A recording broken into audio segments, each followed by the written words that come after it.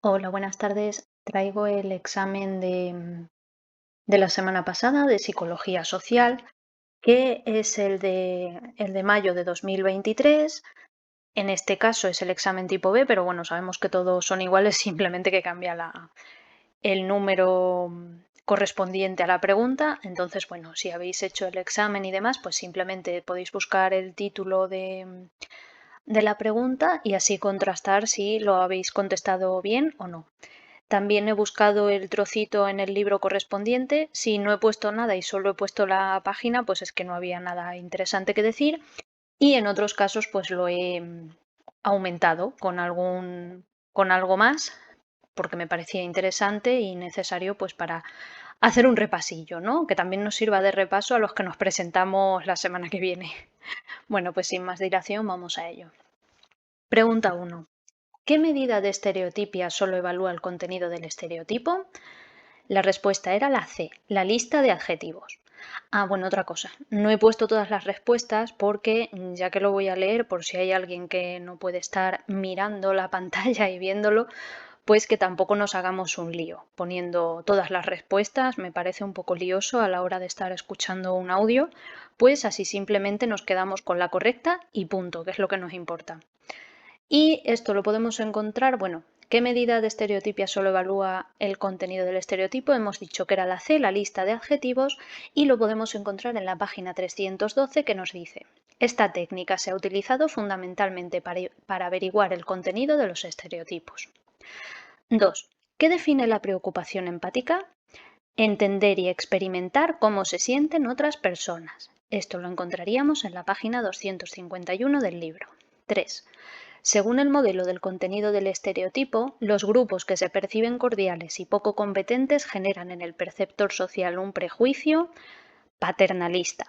Esto está en la página 320, en el cuadro 11.5, que lo he pegado aquí para que lo tengamos y así pues lo podemos estudiar, ¿no? Cómo sería, pues dependiendo de la cordialidad y lo que compete. Si es alta, baja, baja, bueno, ahí lo veis.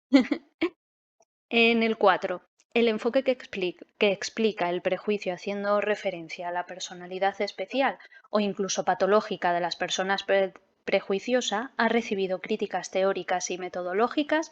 La limitación fundamental es que no concede suficiente importancia a los factores situacionales. Y aquí he apuntado que el título de la pregunta hace referencia a la teoría de la personalidad autoritaria de Adorno, Frenkel, Brunswick, Levinson y Sanford en 1950 y lo podemos encontrar en la página 337.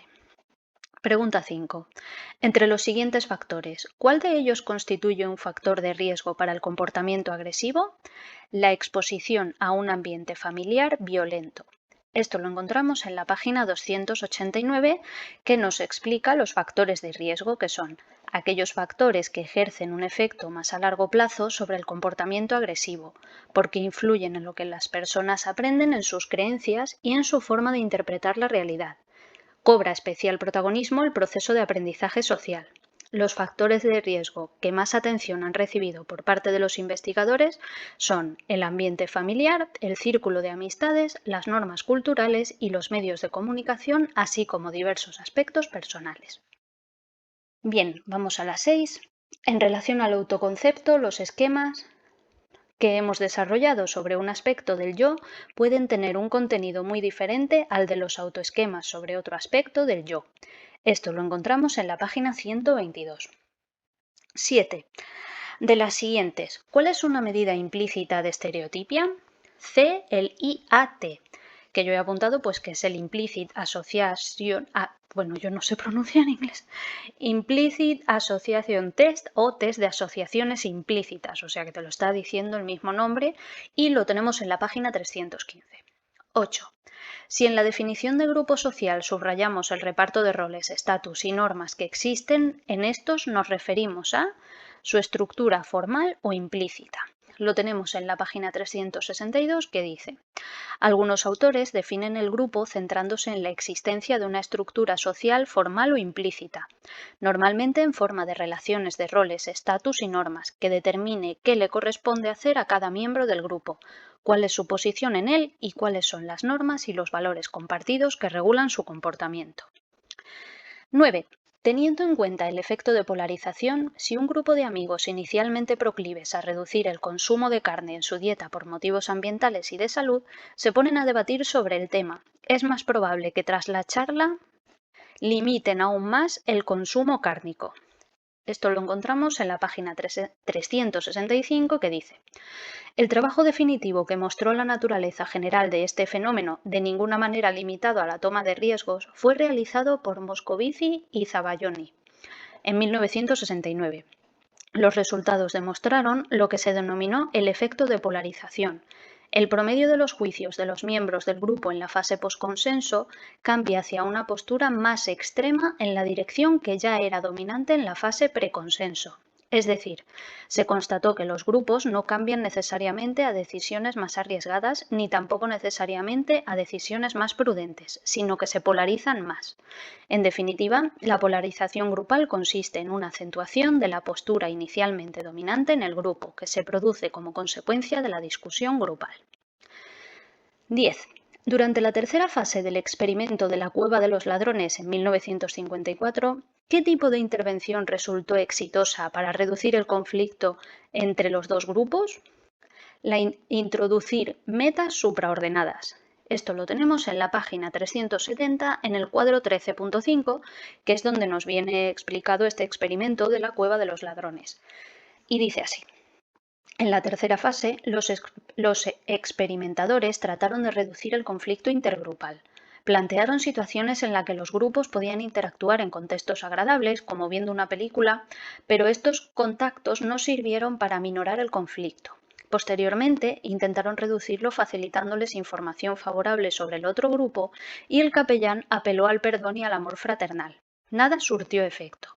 En este punto, los investigadores decidieron introducir metas supraordenadas, metas atractivas para ambos grupos que solo podían alcanzar si cooperaban con el otro grupo. Por ejemplo, conseguir que el camión que les proveía de comida arrancara, lo que solo era posible si lo empujaban miembros de ambos grupos.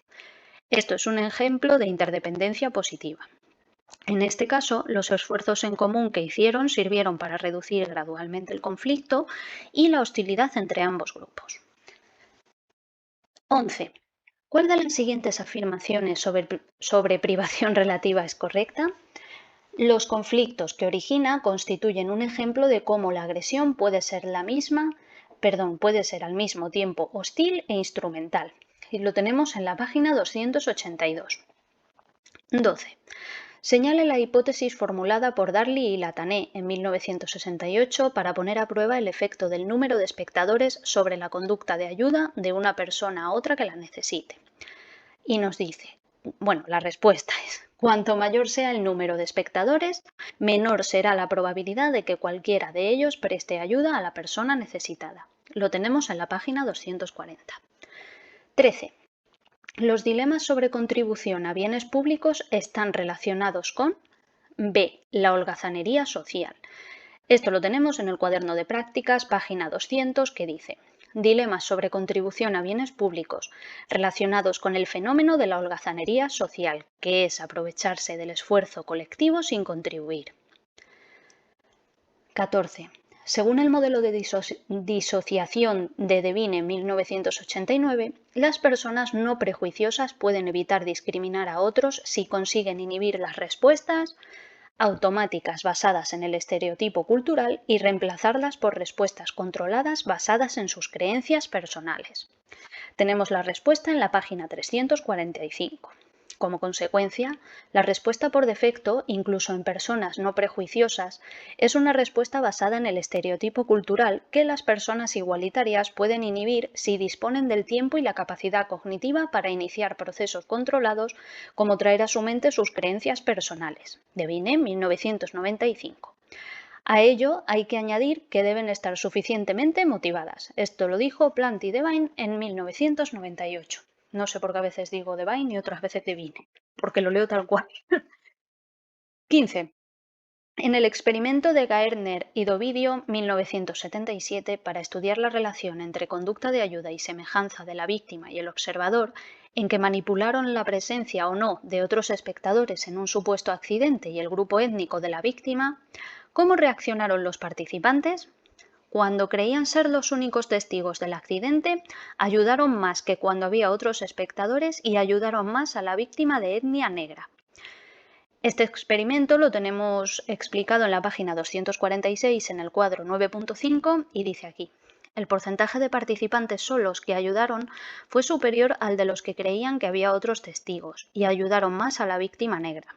Se explica porque en la condición en que el participante cree ser el único testigo del accidente, la norma social sobre lo que hay que hacer en esa situación está clara y su propia imagen se vería perjudicada si violara sus sentimientos de obligación moral, negándose a ayudar a una persona por ser de otra etnia. Sin embargo, en la condición en que hay más testigos, la responsabilidad es más difusa y el sujeto puede excusarse en lo que otro ayudará y discriminará a la víctima de otro grupo étnico sin que el motivo sea claramente racista, con lo cual sus valores personales y su propia imagen como persona no prejuiciosa quedan a salvo. Son racistas aversivos, cuyo prejuicio contra personas de otro grupo étnico no es manifiesto sino encubierto. 16. ¿Qué factor contrarresta el efecto del tamaño del grupo en el dilema de recursos comunes? La identificación con el grupo. Y lo tenemos en el cuaderno de prácticas, página 208. La identificación con el grupo conseguía contrarrestar el efecto del tamaño del grupo en el dilema de recursos comunes, pero no en el de bienes públicos, en el que los participantes debían ceder un recurso que ya tenían, en lugar de renunciar a tomar algo que no era todavía suyo. La conclusión es que la identificación con el grupo es una herramienta potente para motivar la cooperación en situaciones que plantean un dilema social. 17. En el marco de las ideologías de género hostiles y benevolentes que subyacen a las dos formas de sexismo ambivalente, Glick y Fiske en 1996-2001, la creencia de que las mujeres se aprovechan de su supuesto poder para satisfacer sexualmente a los hombres y así influirle y dominarlos se denomina hostilidad heterosexual. Lo tenemos en la página 350 y nos dice que la hostilidad heterosexual incluye la creencia de que las mujeres son peligrosas y manipuladoras para los hombres. A través de la sexualidad, las mujeres tienen el poder de satisfacer a los hombres, creando una situación poco frecuente en la que los miembros del grupo dominante, hombres, son dependientes de los miembros del grupo subordinado, mujeres. 18. El fenómeno de la ignorancia pluralizada, de la Taney Darley 1970, ¿en qué contexto es más probable que ocurra? En contextos donde la comunicación con extraños está socialmente reprimida. Lo tenemos en la página 242, que dice así: en contextos donde la comunicación con extraños está socialmente reprimida, como ocurre en las grandes ciudades, y la gente tiene miedo de hacer el ridículo malinterpretando como emergencia una situación que no lo es, la inhibición a la hora de tomar la iniciativa será mucho mayor. 19. El día que tuve que bailar delante de todo el colegio en la función de Navidad, creí que me moría de vergüenza. Esta forma de autoconocimiento forma parte del llamado autoconcepto episódico. Y en la página 124 nos dice: el autoconcepto episódico implica la evocación de sucesos concretos en los que se vio implicado el autoconcepto y por lo tanto está basado en experiencias específicas de la biografía del individuo. 20. Resolver una identidad social insatisfactoria modificando o redefiniendo la forma en la que se lleva a cabo la comparación con otros grupos se corresponde con la estrategia de creatividad social. En la página 373 tenemos creatividad social. Bueno, he puesto socio, da igual. Esta estrategia se centra en las comparaciones que se establecen con otros grupos y consiste en modificar o redefinir la forma en la que se lleva a cabo la comparación. Puede lograrse de tres modos: comparando al endogrupo y al exogrupo en una dimensión nueva, invirtiendo el valor asociado a determinadas características del grupo, de modo que lo que era valorado negativamente pase a serlo positivamente, y modificando el exogrupo de comparación, evitando al exogrupo de alto estatus. 21. ¿Cuál de las siguientes opciones no es uno de los requisitos que, según Baumeister y Leary en 1995, definen una necesidad básica? La verdad es que odio estas preguntas de donde ponen no. No sé, me cuesta acertarlas cuando estoy en el examen, entonces por eso como que me he extendido aquí explicando lo que sí era. Vale, pues la que no era la que no era un requisito era que se sienten exclusivamente en aquellos ámbitos de la vida en la que son especialmente centrales o importantes de la persona. Esto lo tenemos en el cuaderno de prácticas, en la página 156, y aquí sí que os voy a leer los que sí son de los requisitos. Propusieron que son necesidades básicas para los humanos establecer y mantener al menos un mínimo de relaciones interpersonales que sean duraderas, positivas y significativas. La llamaron necesidad de pertenencia. Susan Fiske, en 2002-2010, también señala la pertenencia como uno de los motivos sociales universales. La pertenencia sería una necesidad básica para el ser humano, ya que cumple todos los requisitos que definen una necesidad de este tipo, que según los autores serían los siguientes. Se puede sentir en todos los ámbitos de la vida de la persona, tiene consecuencias afectivas emocionales, dirige el procesamiento cognitivo. Si no se satisface, aparecen graves efectos negativos para la salud y el bienestar psicológico. Motiva comportamientos concretos dirigidos a satisfacer la necesidad. La tienen todas las personas, sin importar la cultura, la edad, etc. No se deriva de otros motivos o necesidades de orden superior. Afecta a una amplia variedad de comportamientos. Tiene implicaciones que van más allá del funcionamiento psicológico inmediato del individuo, observables en el desarrollo económico y social del ser humano a lo largo de su historia. Siendo la pertenencia una necesidad tan esencial, la exclusión social se torna una grave amenaza para cualquier persona. 22. ¿Cuál de las siguientes formas de agresión suele provocar en las víctimas lo que se conoce como dolor social? La agresión relacional. En la página 272 nos dice: la agresión relacional tiene consecuencias psicológicas para la víctima. Esta agresión se define como daño intencionado a las relaciones sociales de otra persona, a sus sentimientos de aceptación y de inclusión en un grupo. Crick y Grotpeter en 1995. Por ejemplo, extender rumores negativos sobre alguien a sus espaldas, retirarle la amistad si no se presta a hacer lo que queremos, excluirla de nuestro círculo de amistades, ignorarla, todo ello produce en la víctima lo que se ha denominado dolor social, cuyos efectos han demostrado ser más duraderos y nocivos que los del dolor físico. ¿Cuál de las siguientes opciones se refiere al yo autoconsciente?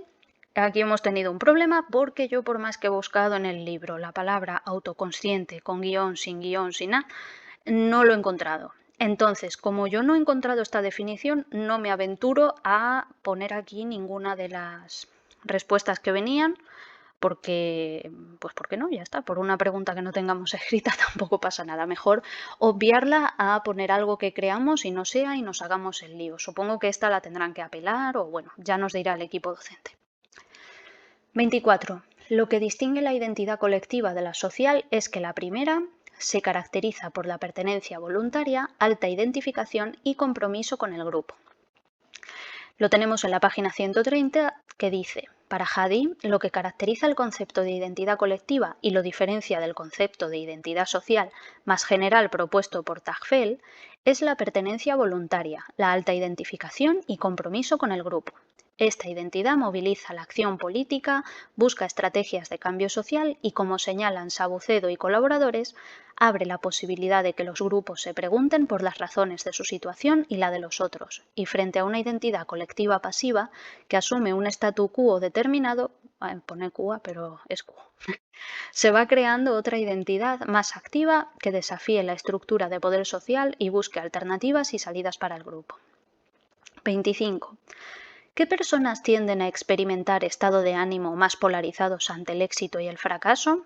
Las personas con baja complejidad del yo. Lo tenemos en la 134, que dice: personas con baja complejidad del yo experimentan estados de ánimo más polarizados ante el éxito o fracaso y autoestima más cambiante en comparación con las que tienen un autoconcepto desarrollado y complejo. Linville, 1985. La explicación es que si alguien basa su autoestima en aspectos muy diferentes de su autoconcepto ante un fracaso en un dominio concreto, siempre podrá recurrir a otro aspecto de su yo en el que pueda mantener una perspectiva positiva de su valía. Que un autoconcepto sea más o menos completo depende del número de roles, actividades y relaciones sociales en los que una persona está involucrada. 26. Dovidio, 2001, ha descrito tres grandes corrientes en la investigación psicosocial del prejuicio racial. En la segunda corriente, la pregunta clave es ¿quién no es prejuicioso realmente? Y esto lo tenemos en la página 338, que dice: la segunda corriente en la conceptualización e investigación del prejuicio transcurre entre 1950 y 1990 y comienza con una asunción opuesta a la de la primera corriente.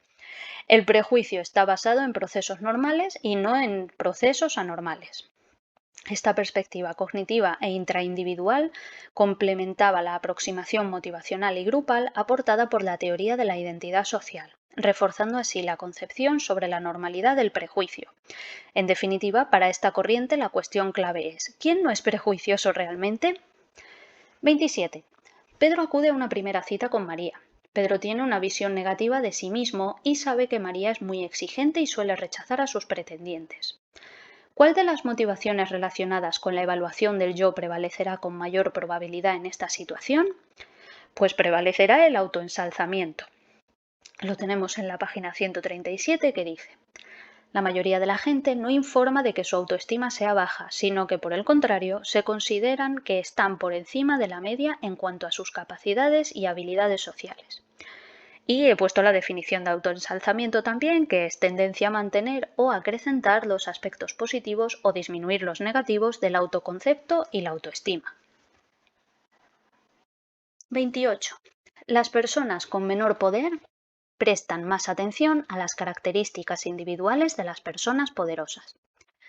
Lo tenemos en la página 318, que dice: de acuerdo con Fiske, en 1993 existe las palabras con X es que me trabo. Existe una interacción entre el estatus de poder y la forma de estereotipar, mediatizada por la atención. Las personas que carecen de poder prestan más atención a las características individuales de los que sí lo tienen, ya que necesitan formarse impresiones precisas y particularizadas para saber cómo tienen que comportarse con ellos. Por el contrario, las personas que ejercen poder no necesitan tener una imagen detallada de los grupos inferiores para dominar en las interacciones con ellos, por lo que no prestan atención a sus características idiosincrásicas, sino que se basan en el esquema general de los estereotipos. Estas diferencias tienen que ver con el motivo básico de control, con la necesidad de sentirse competentes en la interacción con los demás. 29. La estrategia de mejora de las relaciones intergrupales centrada en fomentar en las personas de diferentes grupos se relacionen entre sí como individuos recibe el nombre de descategorización. Y lo tenemos en la 378, descategorización. Wilder, 1986. Consiste en debilitar la saliencia de los límites grupales para reducir estas consecuencias.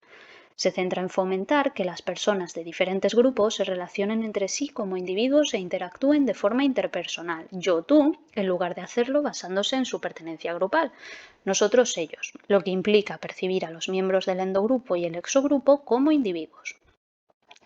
Y ya la última preguntita, la 30, que decía: señale cuál de las siguientes afirmaciones es cierta respecto a la psicología social cuando estudia el comportamiento humano en los juegos experimentales. C. Analiza cómo influyen las variables del contexto en ese comportamiento.